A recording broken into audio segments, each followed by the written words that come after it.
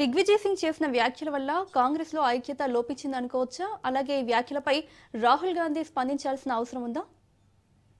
చూడాలి. ఇప్పుడు దాని మీద ఇంకెవరైనా దిగ్విజయ్ సింగ్ కి మద్దతు ఇస్తూ ఎవరైనా మాట్లాడి నిజమే ఆయన చెప్పింది నిజమే, మన పార్టీలో క్రమశిక్షణ లేదు, లేకపోతే మన పార్టీలో కార్యకర్తలకి లేదు అనేటువంటి డిసెంట్ ఎవరైనా కనుక ఆయనకి మద్దతుగా మాట్లాడితే ఖచ్చితంగా అధినాయకులుగా ఉన్నటువంటి వాళ్ళలో ఒకరైనటువంటి రాహుల్ గాంధీ కావచ్చు, మల్లికార్జున్ ఖర్గే కావచ్చు, సోనియా గాంధీ కావచ్చు, ఎవరైనా సరే దాని మీద జోక్యం చేసుకొని అటువంటి పరిస్థితి ఏమన్నా ఉండేట్లయితే నివారణకు చర్య తీసుకోవాలి.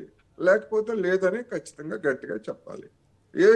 ఏమి మాట్లాడకుండా ఉంటే దాని అర్థం ఏమిటి? ఒక విధంగా చెప్పాలంటే క్రమశిక్షణ రాహిత్యాన్ని వాళ్ళు సహిస్తున్నట్టు. ఎందుకు సహించాలి? అవసరం ఏముంది? ఇట్లాంటి వ్యాఖ్యలతోటి ఏమన్నా కాంగ్రెస్ పార్టీకి ఏమన్నా మైలేజ్ వస్తుందా? ఆర్ఎస్ఎస్ని బీజేపీని పొగిడినంత మాత్రాన కాంగ్రెస్కి ఏం మైలేజ్ వస్తుంది రాజకీయంగా? ఏం రాదు కదా. ఎందుకు సహించాలి? ఎవరికైనా కావచ్చు, దిగ్విజయ్ సింగ్ కావచ్చు, లేదా ఇంకెవరినైనా కావచ్చు. అందుకని వాళ్ళు స్పందిస్తారా లేదా అనేటువంటిది వాళ్ళ పార్టీ అంతర్గత వ్యవహారం. స్పందిస్తే ఎట్లా స్పందిస్తారో మనం చూడాల్సి ఉంది.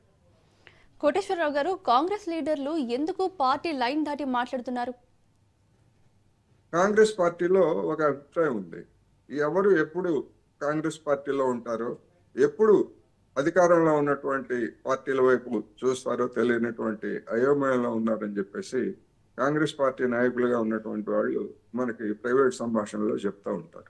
ఎందుకంటే దీర్ఘకాలం అధికారానికి, ఆ అధికారంతో వచ్చేటువంటి ఆర్థిక ప్రయోజనాలకి లేదా పలుకుబడికి, దర్పానికి, వీటన్నిటికీ అలవాటు పడినటువంటి వాళ్ళు గడిచినటువంటి 11 సంవత్సరాలుగా కేంద్రంలోనూ లేదా వివిధ రాష్ట్రాల్లో అధికారం కోల్పోయి చెరువెండిపోయిన చేపల మాదిరి గిలగిలా కొట్టుకుంటున్నటువంటి పరిస్థితిలో ఇవాళ ఎవరున్నారంటే కాంగ్రెస్ పార్టీలో ఉన్నటువంటి నాయకులు. ఎందుకంటే దేశవ్యాప్తంగా అధికారం ఉన్నప్పుడు అనుభవించింది వాళ్ళే, ఇప్పుడు అధికారం పోయిన తర్వాత మొత్తం వాళ్ళ చెరువులోనే ఎండిపోయిన తర్వాత గిలగిల కొట్టుకుంటుంది వాళ్ళే. అందుకని అటువంటి వాళ్ళు నిలకడగా ఉంటారా లేదా అనేటువంటి అనుమానం కూడా ఆ పార్టీ నాయకుల్లో ఉంది. మనం అనేక రాష్ట్రాల్లో చూస్తున్నాం. మనం ఎక్కడ అధికారం ఉంటే అక్కడికి జంప్ ఇలా నీళ్ళు సారీ మనం అట్లా చూస్తున్నాం మనం. అందుకని దిగ్విజయ్ సింగ్ కి ఇప్పుడు బీజేపీ అక్కడ ఏదో పదవి ఇస్తుందని నేనైతే అనుకోవట్లేదు.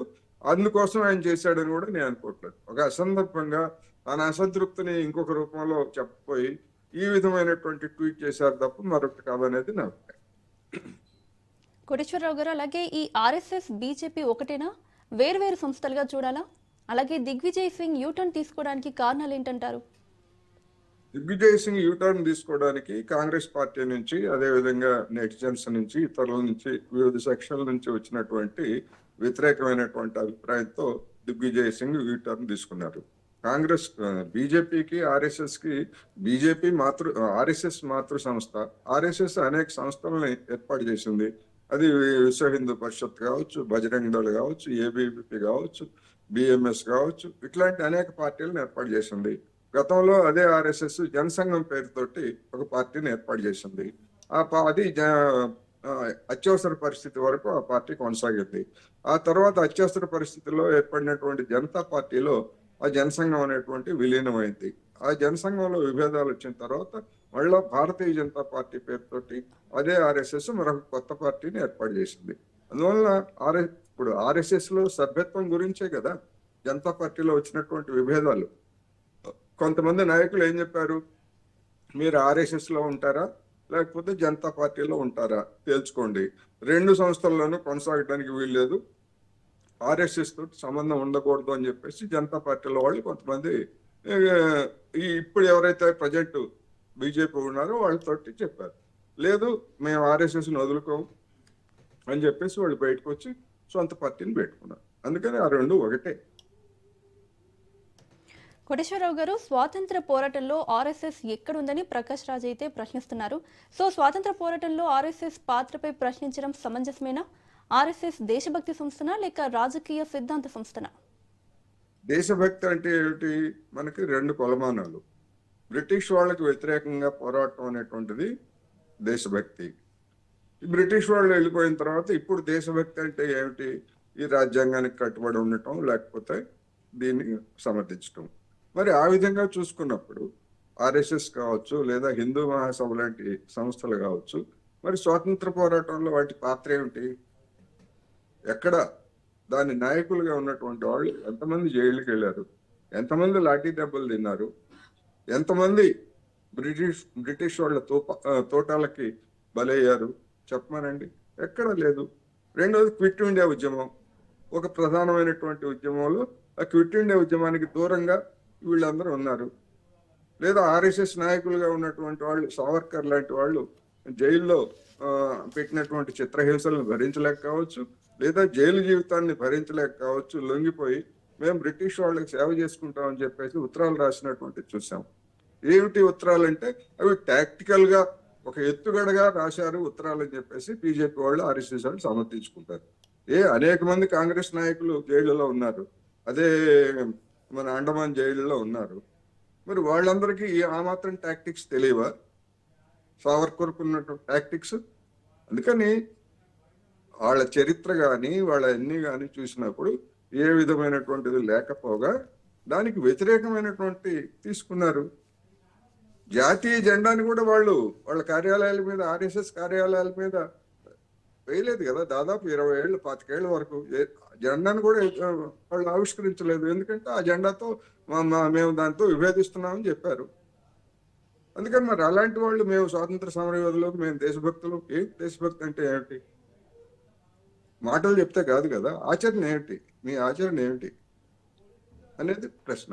ఆ రీత్యా చూసినప్పుడు ప్రకాష్ రాజ్ గారు తన అభిప్రాయాలు స్పష్టంగా చెప్పారు. ఒక ప్రకాష్ రాజ్ గారు కాదు, అంతకుముందు అనేక మంది చెప్తున్నారు. చరిత్రకారులుగా ఉన్నటువంటి వాళ్ళు బీజేపీ వాళ్ళ ఆర్ఎస్ఎస్ వాళ్ళ లొంగుబాట్ల గురించి, వాళ్ళ తీరు గురించి అనేక విషయాలు చెప్పారు. ఇప్పుడు వాళ్ళు మళ్ళీ చరిత్రను తిరగరాస్తూ మేము ఆర్ఎస్ఎస్ వాళ్ళం కూడా, మేము కూడా స్వాతంత్రంలో పాల్గొన్నామని చెప్పేసి కొత్త చరిత్రని రాస్తున్నారు. అది వివాదాస్పదమైనటువంటి అంశం. ప్రకాష్ రాజ్ చేసిన ఈ బ్రహ్మరాక్షసుల పోలిక ఏదైతే ఉందో ఇది హద్దులు దాటిందంటారా? ఏముంది హద్దులు దాటం ఏముంది? బ్రహ్మరాక్షసి అనటం అనేది పార్లమెంటరీ పదమే, అన్పార్లమెంటరీ వాడేం కాదు అది. ఇంకేదన్నా బూత్ పదం వాడితే ప్రకాష్ రాజ్ వాడినా లేకపోతే ఇంకొకరు వాడినా కానీ తప్పే అది. రాక్షసి, బ్రహ్మరాక్షసి అనేటువంటిది మన పురాణాల్లోనే ఉంది కదా. మన పురాణాల్లో రాక్షసుల్ని, బ్రహ్మరాక్షసుల్ని దేనికి వర్ణించారు? ప్రజా కంటకులుగా ఉన్నటువంటి వాళ్ళని, లేదా ప్రజలను ఇబ్బంది పెట్టినటువంటి వాళ్ళని రాక్షసులు, బ్రహ్మరాక్షసులని మనం అనేక సినిమాల్లో చూస్తున్నాము, పురాణాలు ఉన్నాయి. అదేవిధంగా ఇవాళ బీజేపీ, ఆర్ఎస్ఎస్ అనేటువంటివి ప్రజలకు వ్యతిరేకంగా ఉన్నాయి. ప్రజాస్వామిక సంస్థలని, వ్యవస్థలని, వీటన్నిటిని కూడా ధ్వంసం చేస్తున్నాయి కనుక ఆ కాంటెక్స్ట్ లో ఆయన రాక్షసి, బ్రహ్మరాక్షసి అని పదజాలు వాడారు. అదేమి అన్పార్లమెంటరీ కాదు. సెలబ్రిటీలు రాజకీయ వ్యాఖ్యలు చేయడం సమాజాన్ని చీల్చుతుందంటారా? ఎందుకు తెలుస్తుంది? సెలబ్రిటీలుగా ఉన్నటువంటి వాళ్ళు అనేక మంది మాట్లాడుతున్నారు కదా. అనేక మంది సెలబ్రిటీస్ గా ఉన్నటువంటి వాళ్ళు రాజకీయ అభిప్రాయాలు తెలియజేస్తున్నారు. సెలబ్రిటీస్ గా ఉన్నటువంటి వాళ్ళు రాజకీయ అభిప్రాయాలు తెలియజేయకూడదని ఏం లేదు కదా. రాజకీయ అభిప్రాయాలు తెలియజేయచ్చు. రాజకీయ అభిప్రాయాలు కానీ దేని మీదైనా కానీ వాక్ స్వాతంత్ర్యం, మనకున్నటువంటి వాక్ స్వాతంత్రం. నేను సెలబ్రిటీని కనుక, నేను ఒక పెద్ద సినిమా స్టార్ను కనుక, లేకపోతే నేను ఒక పెద్ద క్రీడా ప్లేయర్ని కనుక, ఏదో మరొకటి కనుక నేను దానికే పరిమితం కావాలి, మిగతా విషయాలు ఏమి మాట్లాడకూడదు అని అంటే దాని అర్థం ఏమిటంటే దాన్ని మీరు పక్కన ఉండాలని చెప్తారు. పక్కన ఉండాలని ఎందుకు చెప్తారు? సినిమా తారలుగా ఉన్నటువంటి వాళ్ళు, సెలబ్రిటీస్ గా ఉన్నటువంటి వాళ్ళు మరి అధికారానికి వచ్చారు కదా.